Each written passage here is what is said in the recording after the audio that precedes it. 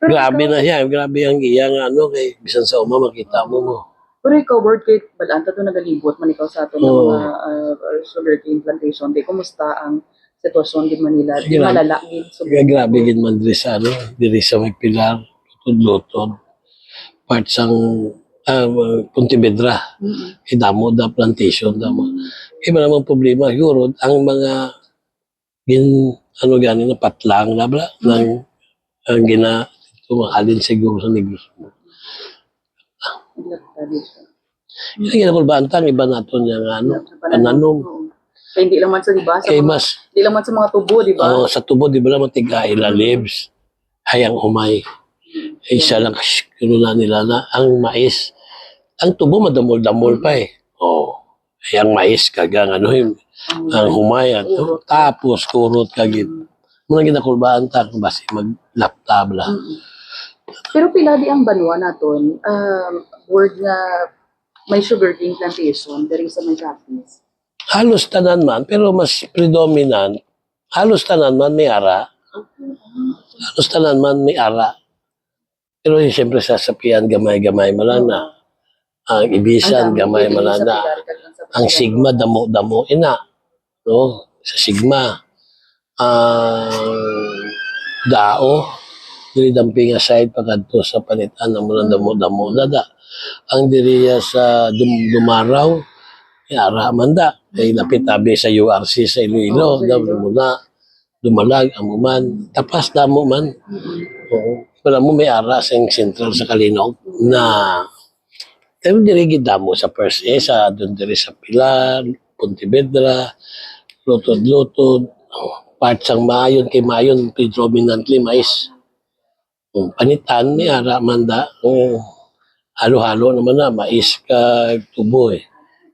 Pero may mga suginano na board nga possible ang mga national agencies makadto di para nga check man ang anong sitwasyon diri sa ato. Oo, ang Governor Ferdinand Castro have already informed the national agency with regards kaya mo na gani, ang basihan natin ang basihan ni Gob, ito ang ato niya nga state of calamity.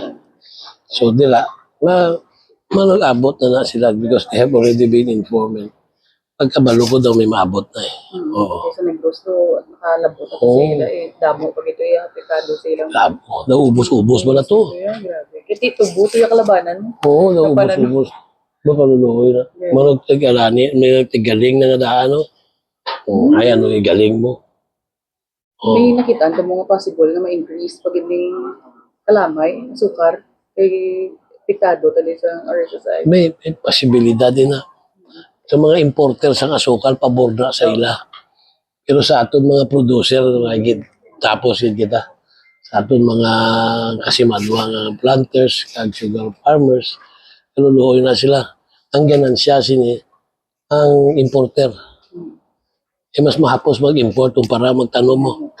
Dako ganansya sa importation, dasig, iriya, masakit, lawas mo sang tubo. Kaluluhoy na sila.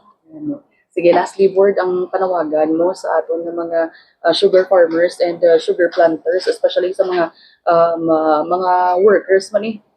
Mo man naton ang tanan nga avenues napaabot naton sa ila nga ang gobyerno provincial sa idalom sa liderato ni Governor Ferdinand Castro nagatinguhagid kung ano ang bayad nga ihatag o kung ano ang bayad na maibulig ta ng the right term sa ila nga sitwasyon subong tungod sinang red